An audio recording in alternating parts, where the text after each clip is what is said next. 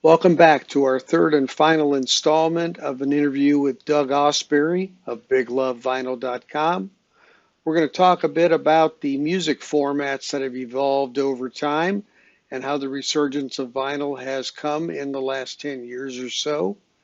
Also looking at some of those pressings and which ones are the best, Japanese, German, and even focus on a very specific Beatles pressing that I made Doug aware of. And lastly, going into a few more memories that Doug has to share for us, all here at the sound of Safe and Sound, Texas.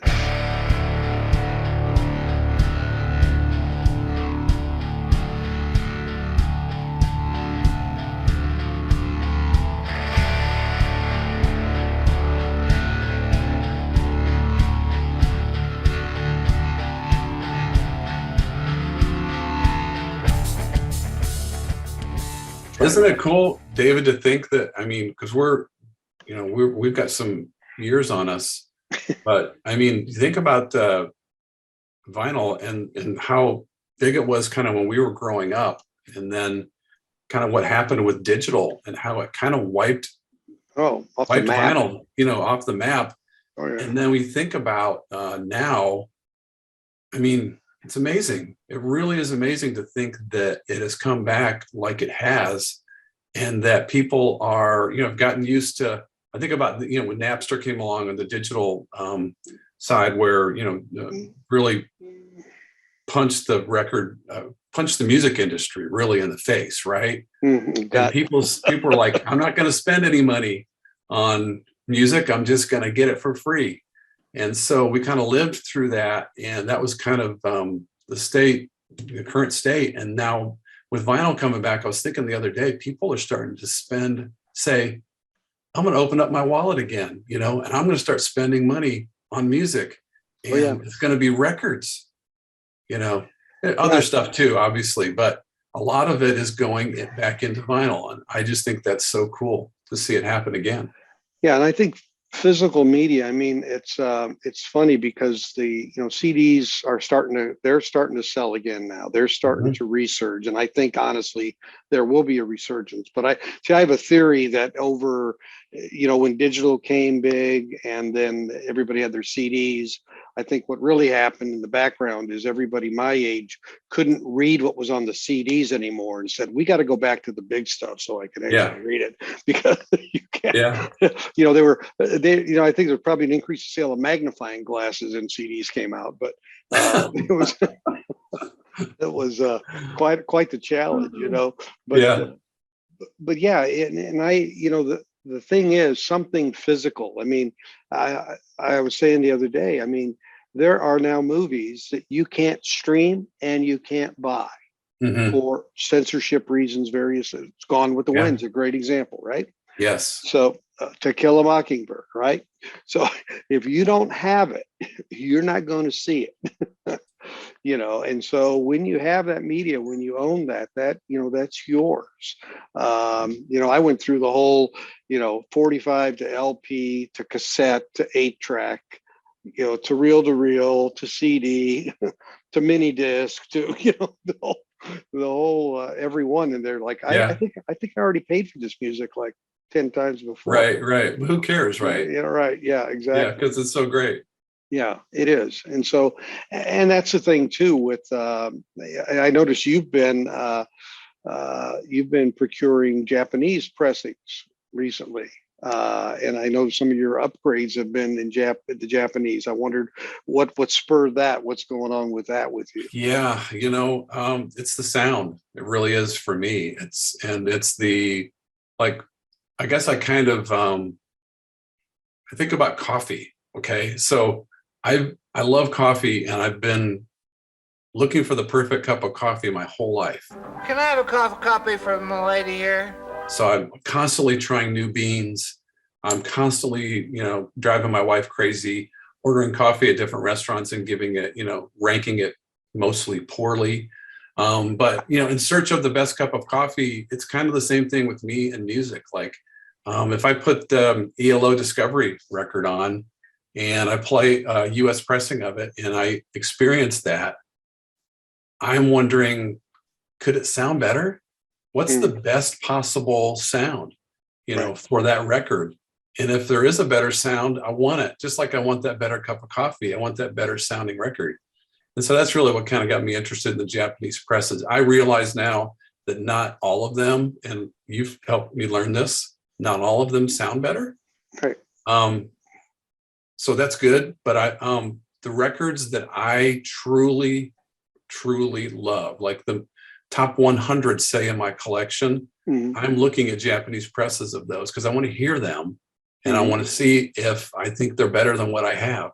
And so I've had some fun with that, I say goodbye, you say hello videos that I do on my Facebook page, because if I decide to upgrade one of those records, I'll pull out the one that I have in my collection that I basically upgraded, over time, who knows how many times, and, put that Japanese pressing in there. And then I sell the one that's in my collection. I put it on the website and get rid of it because I'm really trying desperately to not have, duplicates, 50 different Dark Side of the Moons, which I can easily have, right? Hey, I don't. Yeah, okay. I don't have 50. I think I got 10, but I don't. That's good. But okay. That was exaggeration. But no, but you know what I'm saying? Yeah, I mean, yeah. You could probably find 50 different presses of that record. Oh yeah. Oh, easy. Oh, easy. Yeah, and what I would tell you is if you run into a situation where you get a Japanese version and you really don't think it sounds better, there's a good chance the German version does. Oh, great, David. Thank you. You're welcome. I knew you'd appreciate that. As soon as we're done here, I'm going to start looking up German presses, and then I'm going to go down that obsessive rabbit hole. I know. So I have to pull this out. I think I have it here very quickly. So this is Magical Mystery Tour. Okay. Yeah. So this is a German pressing. Okay. This isn't a statement about the mix and the mastering. It's great, and it's quiet. But this is the only one that has true stereo versions of 3 or 4 of their songs on here. Those songs have been Capitol butchered them and used remix stereo. This is true stereo. So if you want Magical Mystery Tour, this is the only version you'll ever need. Okay. David, what's your Venmo? Because I'm gonna go ahead and. How much you want for that record? I'll send you a link to it. But yeah, this is. Okay. Yeah, I mean, I sold my MoFi one because it's just the Capitol. It's it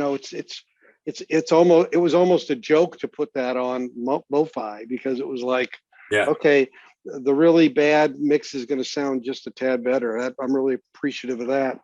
So, but my point is, German presses also are very good. And in the day, UK presses were really great as well. In the, let's say 63 to 74 or so, and they were great. You go look at who they say the best presses of Pink Floyd, Beatles. They always go back usually to the first UK presses. Yeah, almost always. So it's there's paradigms. I guess is all I'm saying. Japanese has a paradigm as well, and again, as I've stated before, their audience, they mix their stuff for the Japanese people and what they hear and how they like the sound. And so they're going to have a little less power impact bass, but much better quality in mid-range and highs, for example. And the vinyl is going to usually be quieter. Those are the pretty consistent attributes.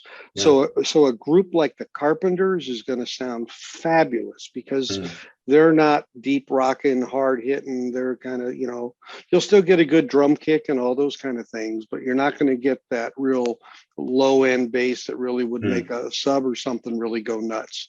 So it really is partly related to what is the material. That's why jazz, classical are so great on the Japanese pressings, right? Because they fit that more mid-range and above sweet spots, whereas pop and rock gets lower and there's less intensity there because they find that culture finds that sound a bit abusive. Yeah. they'll like the music, but they don't want to get beat up by it, kind of thing is the Yeah. way I would say it. And I've talked to people, from that part of the world through my work over the years, and it's just that's just what it is and who they are, and Mhm. yeah, and there's, it's like anything, right? Marketing, right? You make what's for the market. Yeah. But yeah, I mean, a lot of stuff definitely does sound better, and it is a natural progression. But in this industry, and this is true.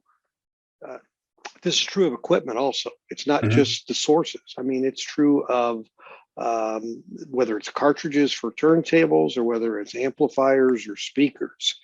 Not all brand X of a certain thing will sound the best. Maybe certain models sound really good, but Right. not necessarily all of them will. Mhm. You might make an exception for maybe a Macintosh, something super high end where you could say across the board, but generally, that's not the case. So Mhm. you've got to get what works for you, what fits your listening, what sounds good to you is, again, the different what it sounds good to me. Yeah. Necessarily. The thing I was pointing out on the Beatles, I mean, it's literally there. Those tracks are in true stereo only on this album, only on this cut for some Mm. reason. And it's a great sounding album to boot in terms of the pressing. So yeah, it is interesting to see you doing the upgrading and then moving your stuff. I've got to do some of that myself. I'm getting ready to do that. You got some things might be coming to your doorstep today if they haven't already. Yay. Yes, please. They said Wednesday on there. So Mhm. yeah, Doug is. As I start to look at what I need to weed out myself, a few people in Second Chance Records, I'm showing them to them first to give them an opportunity because, for me, I really it's important to me that someone who gets it wants it and enjoys it and isn't just going to flip it or whatever. Now I know Right.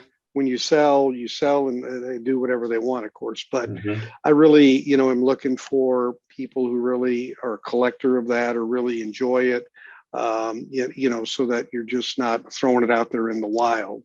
And I Well, think you've done that with your business, really set up a lot of relationships. yeah. Yeah. I've told you before, I'm willing to pay to be in your VIP club. So you tell me what the monthly subscription is, and I'll give you my credit card. Yeah, you're a good guy. It's a matter of appreciation. So that I appreciate those who really care about it, Mm. and so that's really what's important because one day, this will all pass, and we'll get into all the philosophies of life, right? But in the meantime, I want people to enjoy it. I've made some good friends through Second Chance Records, doing some auctions there, doing some Right. videos Yeah. there.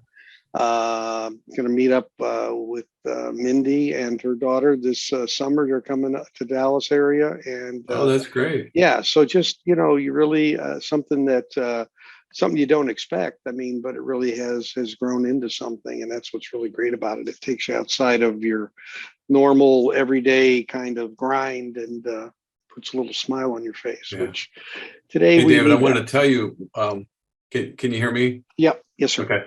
I wanted to tell you that one of the coolest things that I pulled out of the dumpster at this record label in the 80s was a master recording. It was a cassette, but it said master recording on it. And I noticed that it was produced by Steve Lukather.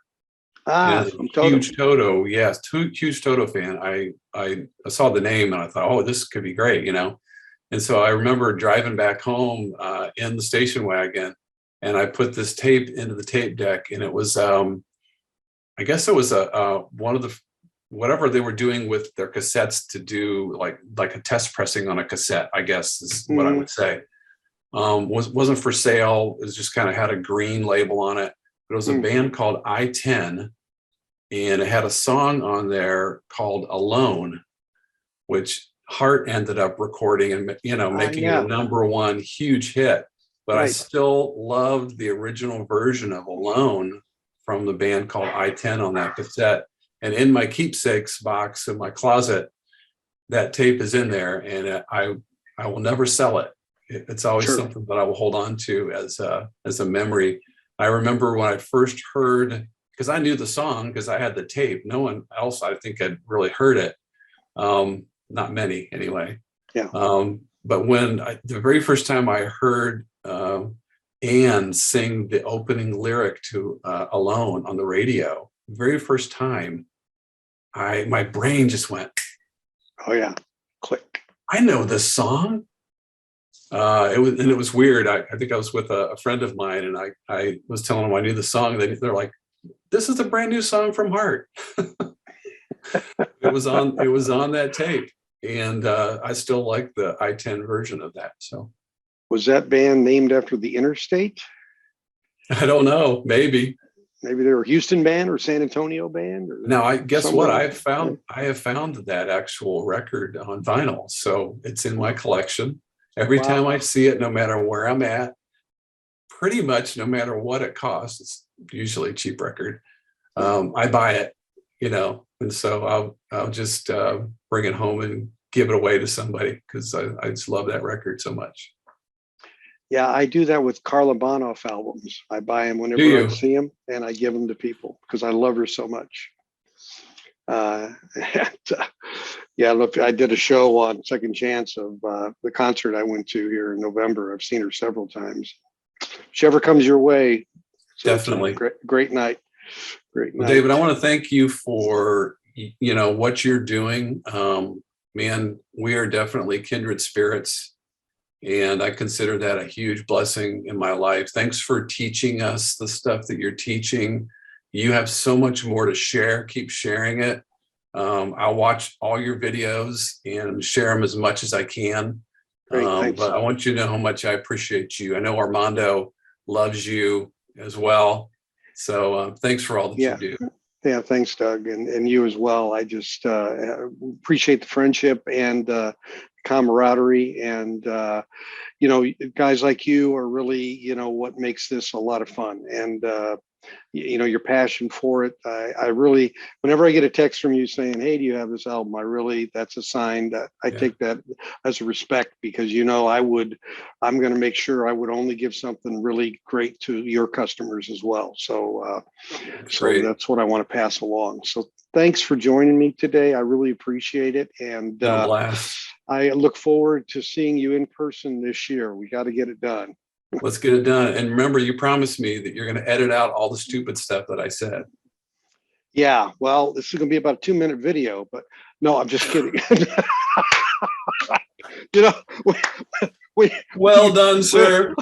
When you told me that earlier, I said, I'm going to set them up if it says that. You better not edit this part out. All right, Doug, take care. See you soon. All right. Big love to you, David. Okay, so that wraps up my 3-part conversation with Doug Ausbury. It was a great joy to speak with him on so many topics, and really appreciate the friendship and also the time he puts in toward making vinyl available of quality to our folks out there. By the way, if you send an email to Doug at biglovevinyl@gmail.com, that's biglovevinyl, one word, @gmail.com. He will email you back a discount coupon for purchase at his site for you. And also with that, you also heard from him that he will be throwing in a free record or two, and he does that for every customer. So that's just part of what Big Love is all about. So again, I would appreciate it if you would like the video, if you did, and share and subscribe and comment. It really helps me move along, and also those new ideas you have. I've had 2 entrepreneurs on here. I'm going to have a 3rd one here soon as well. You've heard his name, Armando Cardoso from Second Chance Records. So I'll be getting him on as well in the very near future. So until then, this is David Bianco saying thanks for listening to the sound of Safe and Sound, Texas.